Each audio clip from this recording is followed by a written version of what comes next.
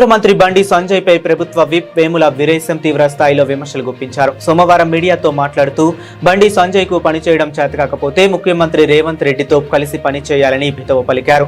CM Revanth రెడ్డిపై బండి సంజయ్ అసత్యాలు ప్రచారం చేస్తున్నారని ఆయన ఆరోపించారు. నియోజకవర్గాల పునర్విభజన వల్ల దక్షిణాది రాష్ట్రాలకు అన్యాయం జరుగుతుందని ప్రభుత్వ విప్ పేర్కొన్నారు. దక్షిణాది నుంచి కేంద్ర మంత్రిగా ఉన్న బండి సంజయ్ ఈ విషయంలో దక్షిణాది రాష్ట్రాలకు నష్టం జరగనివ్వమని చెప్పకుండా సీఎంపై విమర్శలు చేస్తున్నారని మండిపడ్డారు. దేశభక్తి తనకే ఉన్నట్లు బండి సంజయ్ మాట్లాడుతున్నారని ప్రభుత్వ విప్ వ్యాఖ్యలు చేశారు. దేశం కోసం త్యాగాలు చేసిన చరిత్ర కాంగ్రెస్ పార్టీదని తెలిపారు.